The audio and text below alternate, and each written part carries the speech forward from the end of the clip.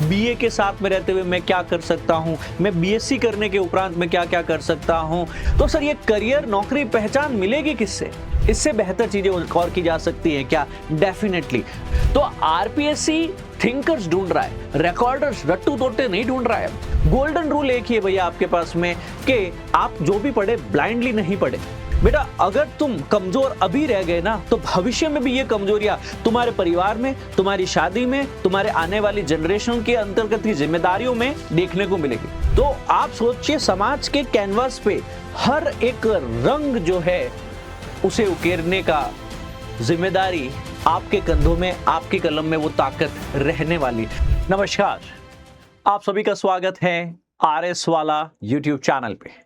दोस्तों, मैं जगदीश चंद्र जांगीड़, आपका जय जय सर, आज आपके समक्ष एक बहुत ही बेहतरीन और बहुत ही इंपॉर्टेंट प्रश्न और उसका स्ट्रैटेजी के साथ पे सॉल्यूशन लेके आया। दोस्तों, आप अगर बैचलर ऑफ आर्ट्स कर रहे हैं या फिर बैचलर ऑफ साइंस के स्टूडेंट हैं, यानी आप बीए पढ़ रहे हैं, बीएससी पढ़ रहे हैं राजस्थान के किसी भी कॉर्नर से, और आप साथ में तैयारी करना चाह रहे हैं कि करियर में आगे क्या करूं। कई ऐसे प्रश्न आपको लग रहे होंगे कि सर मेरा करियर पाथ क्या रहना चाहिए, बीए के साथ में रहते हुए मैं क्या कर सकता हूं, मैं बीएससी करने के उपरांत मैं क्या क्या कर सकता हूं। डेफिनेटली ये सारी चीजें मैं आप लोगों के समक्ष जो हैं आगे आने वाले 10 मिनट के अंदर तमाम इन डाउट्स को सॉल्व करेंगे। हम लोग बैठ के डिस्कस करके रिजॉल्व करने वाले हैं। जीवन में पहले एक चीज आपको बहुत क्लियर हो जानी चाहिए कि आज अगर आप लोगों ने 12वीं पास कर ली है, आज अगर आप लोगों ने ग्रेजुएशन पास कर ली है या ग्रेजुएशन में रहते हुए आगे करियर की तरफ आगे बढ़ना चाह रहे हो, यानी बीए बीएससी या तो कर ली है या बीए बीएससी में हो, आगे की दूरदर्शिता आपके दिमाग में क्लियर हो जानी चाहिए। मैं फिर से कहता हूं, हमारे राजस्थानी में कहावत है कि जुग में भलो को नहीं होवे, जड़ तक ही चांदनो नहीं होवे, है ना। और इसी चीज को सीबीएसई लिखता है, be self illumination, be your own light.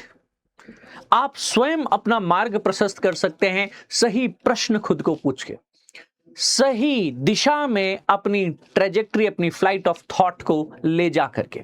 तो दोस्तों, स्टेप बाय स्टेप एक गाइड आज आपके समक्ष में रखता हूं कि कैसे आप इस कंपटीशन की दुनिया के अंदर एक बेहतर लेगेसी, बेहतर करियर और एक बेहतर पहचान जो है वह बना सकते हैं। तो जितने भी स्टूडेंट्स मेरे साथ में यहाँ पे जुड़े हुए हैं, उन स्टूडेंट्स को मैं डेफिनेटली यहाँ पे इन्वॉल्व होने के लिए कहूँगा कि आप कागज और कलम लेकर के मेरे साथ में बैठिए और मुझे बताइए कि जब आपने 10वीं पास कर ली थी, जब आपने 12th के बाद में सब्जेक्ट का चयन करने के उपरांत आपने ग्रेजुएशन में एडमिशन ले लिया है और आगे करियर पाथ की तरफ बढ़ चले। अब यह है कि सर ये खाली 10वीं 12वीं या ग्रेजुएशन की जो मार्कशीट है उसे लेमिनेट करके मम्मी पापा को फाइल में बना करके रख देने से तो कोई जीवन में करियर, नौकरी, पहचान बनने नहीं वाली है। तो सर ये करियर, नौकरी, पहचान मिलेगी किससे? इसके लिए मैं आप लोगों को कहता हूं 4 प्रश्न खुद से पूछिए। पहला प्रश्न, सबसे महत्वपूर्ण चीज होता है आजीविका।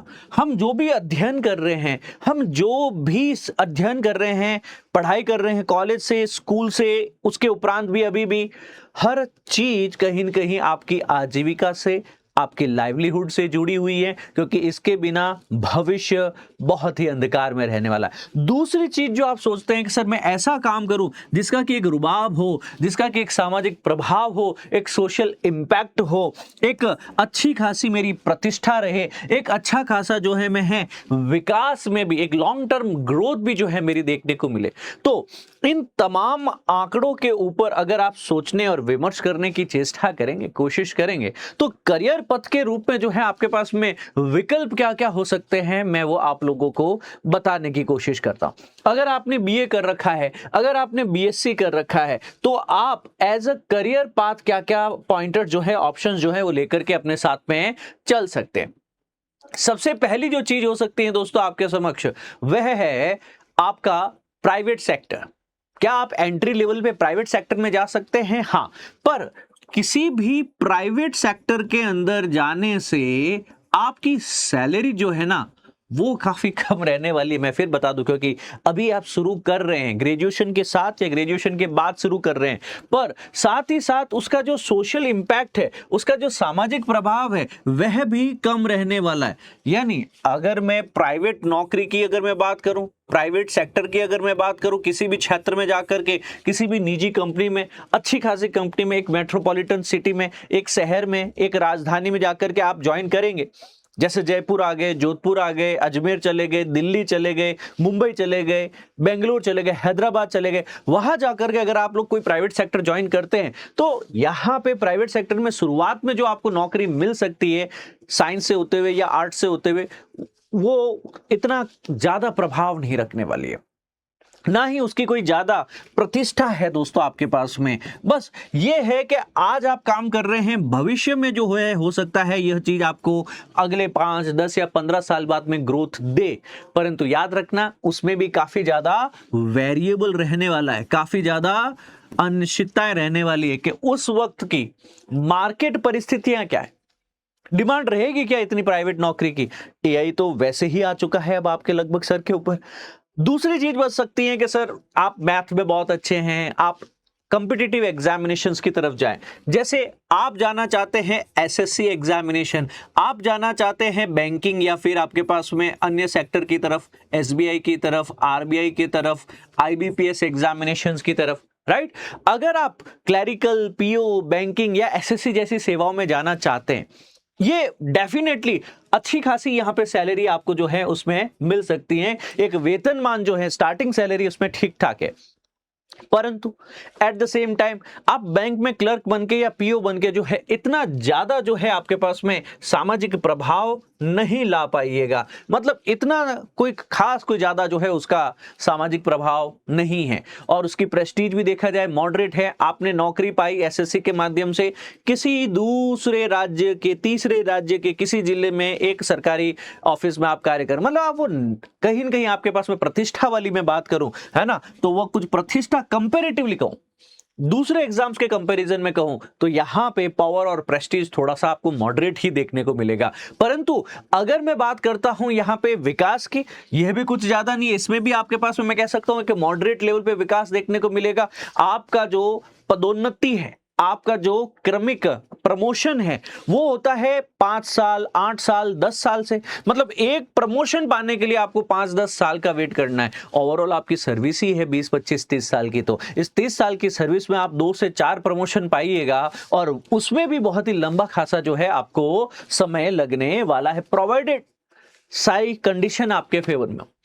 तीसरी चीज है कि सर अगर मैंने बीएससी कर रखा है या फिर आपके पास में बीए कर रखा है, इन दोनों कंडीशन में मैं आगे एकेडमिक्स में क्या कर सकता हूं, अकादमिक लाइफ में मैं क्या कर सकता हूं।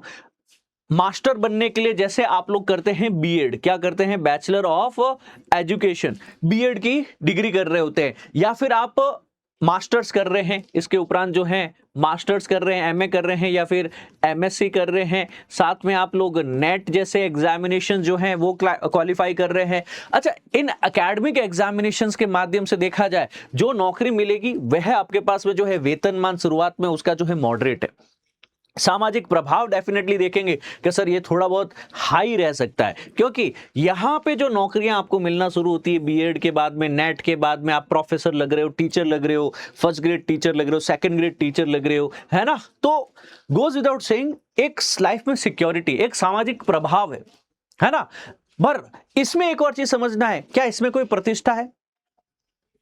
टीचिंग में, पढ़ाने में प्रतिष्ठा है, नो डाउट है, परंतु इससे भी बेहतर कुछ और चीजें की जा सकती हैं क्या?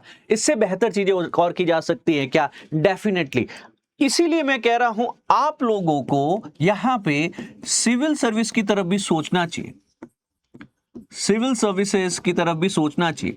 अगर आप राजस्थान के किसी भी जिले से, किसी भी गांव, किसी भी शहर, किसी भी हिंदी या अंग्रेजी माध्यम के विद्यार्थी हैं, अभ्यर्थी हैं, और अगर आप सोच रहे हैं कि सर मैं प्राइवेट सेक्टर में जाऊं, या मैं बैंकिंग एसएससी में जाऊं, या मैं बीएड करूं, नेट करूं, मास्टर्स की डिग्री करूं क्या आगे, मैं कह रहा हूं इन सबसे हितकर, इन सबसे बेहतर एक आपका करियर ऑप्शन हो सकता है, वो है आप Rajasthan public service commission, Rajasthan लोक सेवा आयोग के द्वारा हर वर्ष निरंतर करवाई जाने वाली आरएएस अधिकारी की जो भर्ती होती है उसकी तैयारी कीजिए आरएएस एग्जामिनेशंस के लिए। अच्छा, ये एग्जामिनेशन में बता देता हूं दोस्तों, आपका जो शुरुआती वेतनमान होगा वो काफी एक्सीलेंट होने वाला है। एक्सीलेंट का क्या मतलब है, what do I mean by that? शुरुआत से ही आपकी जो सैलरी है वो 50-60 से शुरू हो रही, एंड इवेंचुअली जब आप एसडीएम हैं, एडीएम हैं, डीएम हैं, तो एक बहुत ही अच्छी लाखों में जो है आपकी सैलरी होगी। सामाजिक प्रभाव, वो रुबाब तो हमेशा रहने वाला है, क्योंकि आरएस जैसा और आईएएस के जैसा सामाजिक रुबाब जो है दोस्तों वह किसी और क्षेत्र का नहीं है। बाकी नौकरियां है, नौकरी देखा जाए आपके पास में तो एसडीएम और डीएम की है ना, ये है आपके पास में, क्योंकि आपके पास में एक प्रतिष्ठा भी है, एक एलिट ट्रीटमेंट भी देखने को मिलेगा, और यहां पे आपको जो ग्रोथ है वो एक्सपोनेंशियल है, आपकी जो ग्रोथ रहेगी वो भी एक्सपोनेंशियल रहने वाली है। यानी आज जब आप सिलेक्शन के बाद ट्रेनिंग के ऊपर जाइएगा, शुरुआत में आपको एसडीएम के ऊपर है, फिर आपके पास में इवेंचुअली आप प्रमोट होते हुए अन्य अन्य मंत्रालयों में, अन्य अन्य संस्थानों में, निकायों में, जो वैधानिक हैं, जो संवैधानिक हैं, जो कि क्षेत्रीय निकाय हैं, उनके अंदर मुखिया की पोस्ट पे रहने वाले हैं, डायरेक्टर की पोस्ट पे रहने वाले, कमिश्नर की पोस्ट पे रहने वाले हैं। उपरांत आप जाएंगे सचिवालय में, सचिवालय में अच्छी खासी पोस्टिंग जो है आपको मिलने वाली है। यानी यहाँ पे लॉन्ग टर्म विकास है, ग्रोथ है, वो आपको आरएएस के एग्जामिनेशन के माध्यम से देखने को मिलेगा। आप एक ऐसा एग्जाम देखते हुए चल रहे हैं दोस्तों, या आप एक ऐसा परीक्षा लेते हुए चल रहे हैं जिस परीक्षा के अंतर्गत आपके पास में एग्जाम के साथ साथ में जो है वह मतलब एक पंथ दो काज है। आपके जीवन का उद्देश्य जो है आपके पास में सफलता जो है, चाहे वह अच्छी आजीविका प्राप्त करना है, चाहे वह अच्छा खासा आपके पास में जिसको मैं कह सकता हूं अधिकारिता प्राप्त करना है, दोनों ही चीजें जो है आपके पास में साथ में हो सकती हैं। आपके पास में एक प्रॉपर प्रतिष्ठा है, आप बहुत ही एक अच्छे खासे जो है परिवार के साथ में आ रहे हैं, एक अच्छा खासा आपका सामाजिक प्रभाव यहाँ पे जो है आपको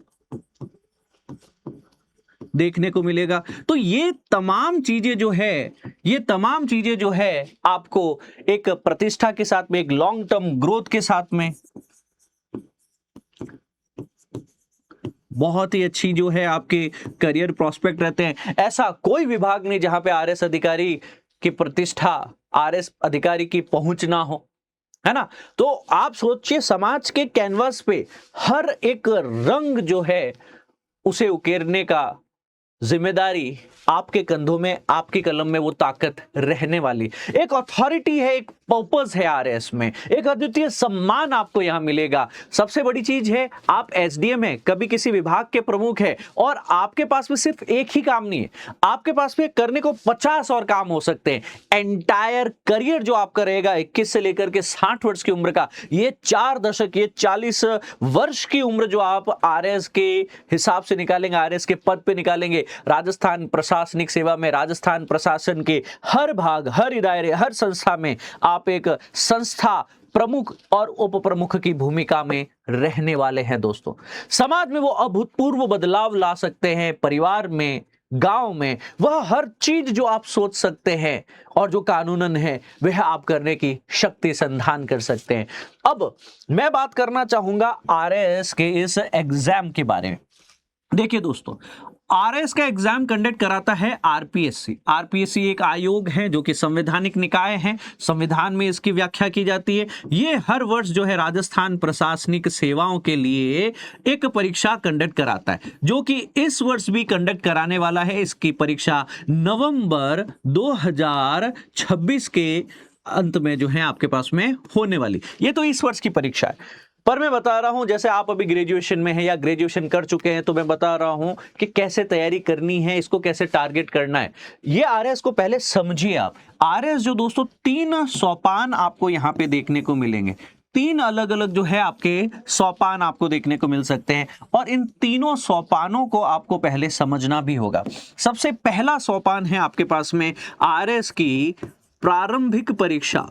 आरएस की प्रारंभिक परीक्षा, ये आरएस की प्रारंभिक परीक्षा 200 नंबर के लिए होती है, वस्तुनिष्ठ है, ऑब्जेक्टिव है, जीके जनरल साइंस के प्रश्न आते हैं और बहुत ही अच्छे से अगर आप लोग यहाँ पे 50 से 40% तक भी मार्क्स लेके आते हैं तो क्वालिफाई कर सकते हैं। तो यहाँ पे 200 मार्क के करीब जो है यह आपकी परीक्षा होने वाली है आरएस की और ये एमसीक्यू बेस्ड होगी। इसमें से जो बच्चे सेलेक्ट होंगे वो अगले सोपान पे जाएंगे जिसे हम लोग मुख्य परीक्षा लिखते हैं। क्या लिखते हैं दोस्तों? मुख्य। देखिए जो मुख्य परीक्षा वाला जो आपके पास में श्रेणी है इसमें अलग अलग 4 पेपर है। टोटल कितने हैं आपके पास में? 4 पेपर है और ये चारों के चारों पेपर 200-200 नंबर के हैं, यानी आपके डिस्क्रिप्टिव 8 पेपर होने वाले हैं। जीएस पेपर 1, 2, 3 जो है वह अन्य भिन्न जनरल स्टडीज के सामान्य अध्ययन के विषय होंगे, जबकि चौथा पेपर जो है वह भाषागत होगा जहां हिंदी और अंग्रेजी दोनों होने वाली है। टोटल आपके पास में 800 मार्क्स, 800 नंबर का जो है यह प्रश्न पत्र रहने वाला है। तीसरी जो बात आ जाती है आपके पास में उसको हम कहते हैं साक्षात्कार। उसको क्या कहते हैं दोस्तों? इंटरव्यू। जो लोग मेंस की क्वालिफाइंग कट ऑफ क्लियर कर लेते हैं वो आते हैं आपके इंटरव्यू के लिए। इंटरव्यू यानी पर्सनैलिटी टेस्ट। ये जो है आपके पास में 100 मार्क का रहता है, 100 नंबर का रहता है और यहां पे सीधी सी बात है कि आपका पॉइस क्या है, आपका एथिक्स क्या है, आपकी लीडरशिप क्वालिटीज क्या है, आपकी हाजिर जवाबी, आपकी निर्णय क्षमता जो है, आपके व्यक्तित्व की गहराई जो है वह जानने की चेष्टा यहां पे की जाती है। और ये मानना है कि जो लोग 50% से ऊपर इस ओवरऑल परीक्षा में लेके आ जाते हैं, मुख्य परीक्षा के 800 और यहाँ पे साक्षात्कार में से, वो कहीं न कहीं जो है फाइनल लिस्ट में देखने को मिलते हैं। तो ये आरएस का मोटा मोटा स्वरूप है दोस्तों, मैं बता दूं। और 2024 से पहले आरएस तो है बहुत ही फैक्ट हैवी परीक्षा होती थी, ऐसे ऐसे तथ्य पूछते थे जहां पे रट्टा मारना, रॉट मेमोराइजेशन की आवश्यकता थी।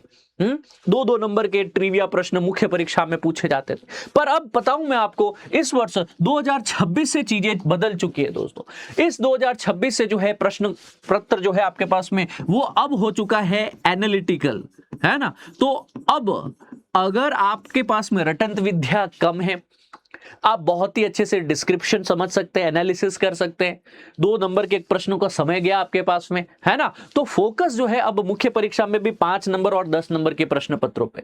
तो आरपीएससी थिंकर्स ढूंढ रहा है, रिकॉर्डर्स रट्टू तोड़ते नहीं ढूंढ रहा है ना। आरपीएससी जो है अब पूछ रहा है क्या आपको समझ में आया ये काम क्यों हो रहा है, ये काम कैसे हो रहा है।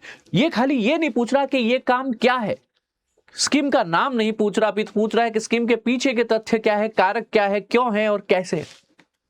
आई होप आप समझ पा रहे जो मैं समझा रहा हूं, राइट। तो यहां पे आप लोगों को बहुत ही पहले पाठ्यक्रम समझे, गत वर्ष के प्रश्न पत्रों को समझे, साथ ही साथ आप तैयारी करना शुरू कर दीजिए। अखबार पढ़ना, करंट अफेयर पढ़ना भी कहीं न कहीं आपकी दैनिक दिनचर्या का एक हिस्सा होना चाहिए। गोल्डन रूल एक ही है भैया आपके पास में कि आप जो भी पढ़े ब्लाइंडली नहीं पढ़े, है ना। अगर आप 2 घंटे पढ़ रहे हैं तो बाद में 20 मिनट बैठ के उसको समराइज करें, उसे रिवाइज करें, है ना। ज्ञान का होना जितना जरूरी है, ज्ञान की प्रायोजकता उससे भी ज्यादा महत्व की हो सकती है दोस्तों। और मैं फिर एक बार दोहराना चाह रहा हूं, जो पढ़ रहे हैं फिल्टर करके पढ़े। बट अब इस पढ़ाई के अंदर के जो सबसे महत्वपूर्ण चीज हो जाती है ना, वो हो जाता है दोस्तों आपके पास में मार्गदर्शन। वो क्या है? मार्गदर्शन। जनरली हमारी जो तैयारी है ना, मैं चाहे गांव में बैठा हूं, चाहे किसी ढाणी में बैठा हूं, कोई अच्छी कॉलेज से और स्कूल से पढ़ रहा हूं, सबसे बड़ा है कि आगे क्या करना है। खाली किताबें पढ़ के मार्कशीट्स इकट्ठे करते रहने से सिलेक्शन नहीं होगा, उससे पेट नहीं भरेगा, उससे समाज के और परिवार के सारे काम नहीं होंगे। बेटा अगर तुम कमजोर अभी रह गए ना, तो भविष्य में भी ये कमजोरियां तुम्हारे परिवार में, तुम्हारी शादी में, तुम्हारे आने वाली जनरेशन के अंतर्गत की जिम्मेदारियों में देखने को मिलेगी। बेटा कमजोर मत रहना। और जो लड़कियां मुझे सुन रही है, स्पेसिफिकली उन बच्चियों से मैं कहना चाहूंगा कि ये एक मौका है तुम्हारे पास में जो फिर नहीं लौटेगा। अगले 1-2 साल अगर ढंग से अपना सर्वस्व, सारे संसाधन, सारा ध्यान, सारा फोकस एकाग्र करके, एक चित्त करके आपने लगा दिया ना बेटा, तो मैं फिर कह रहा हूं समाज के हर उस सामाजिक बंधन से, हर उस आर्थिक प्रभाव, हर उस सामाजिक प्रभाव से, हर उस बंधनों से, बेड़ियों से बेटा मुक्त होकर के कहीं न कहीं एक बेहतर, मजबूत और सुनहरे भविष्य की तरफ बढ़ चलोगे मेरी बहनों। तो आरएस खाली एक आजीविका नहीं है, आरएस हो सकता है आप लोगों के लिए उन तमाम प्रश्नों का जवाब जो शायद समाज, शायद परिवार या शायद आप स्वयं खुद से पूछते हैं। स्वयं खुद से पूछते हैं, क्या मैं कुछ कर सकती हूं? क्या मैं इस अभाव से, सामाजिक, आर्थिक, मानसिक परिस्थितियों से निकल सकता हूं? तो हां मेरे भाई, निकल सकते हो। तुम्हें चाहिए अगर मार्गदर्शन, तो मैं हमेशा से आपको कहता रहा हूं, PWRS वाला आपकी तमाम आवश्यकताओं को पूरा करने के लिए आपके समक्ष खड़ा है। कोई अवरोध, कोई बैरियर आपके समक्ष नहीं आने देगा। आप कहेंगे सर मैं तो बड़े टाउन नहीं आ सकता हूं, मैं नहीं पढ़ सकता हूं दिल्ली, जयपुर या फिर जोधपुर जाकर के बड़ी बड़ी कोचिंगों में हजारों लाखों फीस देकर के। आपको जाने की जरूरत भी नहीं है। आप जहां बैठ रहे हो, जिस मोबाइल से, जिस लैपटॉप से मुझे सुन रहे हो, जिस माध्यम से सुन रहे हो, वो माध्यम ही काफी है आपकी तैयारी को सफल बनाने के लिए। कैसे? आपको बताता हूं। जैसे आप लोग हमारे साथ में जुड़ सकते हैं शिखर बैच में। शिखर बैच दोस्तों हम लोग लेके आए हैं स्पेसिफिकली अगले 2 साल यानी 2028 तक आप अपने कॉलेज के साथ कैसे हमारे साथ में जुड़ सकते हैं। यानी ये कॉलेज गोइंग स्टूडेंट्स के लिए है, जहां पे आप प्रारंभिक परीक्षा, मुख्य परीक्षा और साक्षात्कार, जो कि आरएस की परीक्षा के तीनों स्वरूप है, तीनों स्टेप्स है, उन तीनों की तैयारी हमारे साथ कर सकते हैं। सर आप हिंदी से हैं, आप इंग्लिश से हैं, दोनों माध्यम को यहां पे मिलेगा।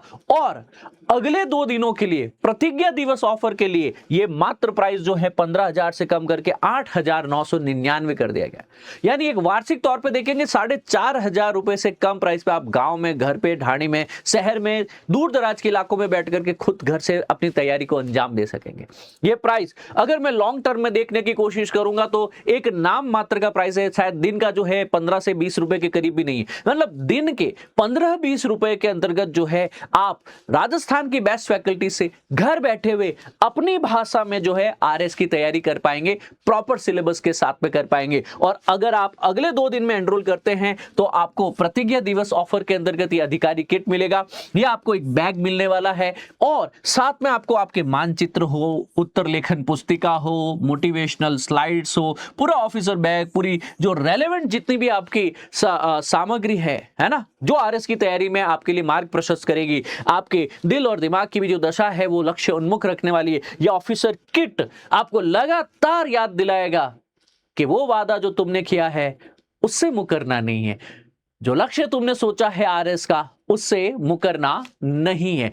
आरएस के शिखर बैच की मैं बात करना चाहूंगा दोस्तों। आरएस का ये शिखर बैच जो है ये बहुत ही जल्दी हम लोग इसको स्टार्ट कर देंगे। नॉमिनल प्राइस पे अभी जाकर के आप इसे एनरोल कर लीजिएगा। वीडियो के डिस्क्रिप्शन में मैं लिंक दे रहा हूं। इस बैच में बेटा आपको एनसीईआरटी की क्लास, लाइव जीएस की क्लास मिलेगी। हर क्लास के बाद वस्तुनिष्ठ एमसीक्यू प्रश्न होंगे, मुख्य परीक्षा के प्रश्न होंगे, क्लास के नोट्स, जो भी पीडीएफ पीपीटी स्लाइड है वो आपको मिलेगी। आपको पर्सनलाइज मेंटरशिप मिलेंगे। जो लोग ऑलरेडी एग्जाम क्लियर कर चुके हैं वो गाइड करेंगे आपको कि तैयारी कैसे करनी है। प्री और मुख्य परीक्षा के आपके जो है आप टेस्ट लगाइए ताकि पता चले कि आपको और कितना बेहतर अभी परफॉर्म करना है। सारे जो टेस्ट आप लिखेंगे मेंस के, उन सभी का इवैल्यूएशन, उन सभी का जो उत्तर लेखन का मूल्यांकन हम करके देंगे, कहां गलतियां हैं, कहां बेहतर किया जा सकता है। और अगर कभी आप लोग प्रीलिम्स एग्जाम लिखने चल रहे हैं तो उसका क्रैश कोर्स भी हम आपको फ्री ऑफ कॉस्ट एक्स्ट्रा इसी में शिखर फाउंडेशनल बैच में दे देंगे दोस्तों,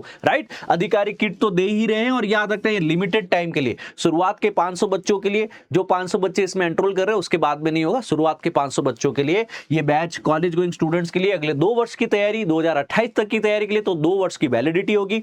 और यहां आंसर राइटिंग क्लासेस डेडिकेटेडली लगेगी, और जारी की सारी जो जीएस की बुकलेट्स है पीडीएफ की फॉर्मेट में आपको यहां पे मिलने वाली। उड़ान प्रीलिम्स जो बुक होगी, जब प्रीलिम्स होगा तब आपको रिवीजन के लिए हर विषय की आरएस वाला की उड़ान बुकलेट्स भी अवेलेबल होने वाली है। अब जो ये बैच है हमारा शिखर, जो कि 2 वर्ष का है, इसका पहले वर्ष में क्या करेंगे? पहले वर्ष को हम कह रहे हैं आधारशिला। यहां पे कंसेप्ट बनाएंगे। हर बच्चा जो आरएस के लिए तैयारी कर रहा है उसकी एनसीईआरटी 6ठी से 12वीं तक जो विषय जरूरी है उसकी थीमेटिक स्टडी होगी। History, polity, geography, economy, science, जो कोर विषय, जो कहीं न कहीं आपके पास में बेसिक वोकैब है, कंसेप्ट है, फैक्ट है, वो सारी चीजें आपको जो है सिखाई जाने वाली है। दूसरे वर्ष में, जिसको हम अग्रिम पड़ाव कह रहे हैं, यहां से एडवांस क्लासेस होगी, जहां पे लाइव जीएस की क्लास होगी, मेंटरशिप होगा, टेस्ट होगा। तो पहला वर्ष आपका है आधार आधारशिला, जहां आप कंसेप्ट बिल्डिंग कर रहे हैं, एनसीईआरटी सीख रहे हैं। दूसरा वर्ड्स है अग्रिम पड़ाव, जहां पे लाइव जीएस की क्लास होगी, एडवांस लेवल की क्लास होगी, टेस्ट सीरीज होगी। याद रखिएगा कि आपको हम यहां पे recorded prelims crash course lectures जो हैं आपकी क्लास कंप्लीशन के बाद में वो फ्री ऑफ कॉस्ट देंगे। यानी आपने हमारे साथ में 2 साल तैयारी की, अब प्रीलिम्स लिखने जा रहे हैं, सारी चीजों को रिवाइज करने के लिए क्रैश कोर्स हम आपको एक्स्ट्रा इसमें अवेल करके देने वाले। तो यह बैच है दोस्तों, इसको भूलना नहीं है। 2 ईयर प्रोग्राम है कॉलेज गोइंग स्टूडेंट्स के लिए दोस्तों। एक नॉमिनल प्राइस इसका रहने वाला है 8,999 और प्रतिज्ञा दिवस ऑफर दोस्तों अंतिम 2 दिवस शेष रहे हैं। जल्दी जाके वीडियो के डिस्क्रिप्शन में मैंने अधिक जानकारी दी है, वहां से इसे अवेल कर लीजिएगा। देखिए, मैं एक चीज आप लोगों से फिर क्लियर करना चाहता हूं, नियति हर इंफॉर्मेशन हम तक हर बार नहीं लेके आती। अगर आप YouTube पे मुझे सुन रहे हैं और आप इस वीडियो के अंत तक पहुंच चुके हैं, यह चीज अपने आप में निर्णायक है कि आप इसमें इंटरेस्टेड तो है। अब इंटरेस्टेड हो तो मन के द्वंद को, डायलेमा को खत्म करो बेटा। इस डायलेमा के साथ में लाइफ आगे नहीं बढ़ेगी। अगर तुमने सोच रखा है, निर्णय लीजिए, सही समय सही क्षण यही है। और फिर कहना चाहता हूं, तो तप करे तो ऐसा कर, परवान चढ़े तपस्या, तेरी उपलब्धियों को देख मनुज तो क्या, देव भी करे ईर्ष्या, देव भी करे ईर्ष्या। ऑल द बेस्ट, जय हिंद।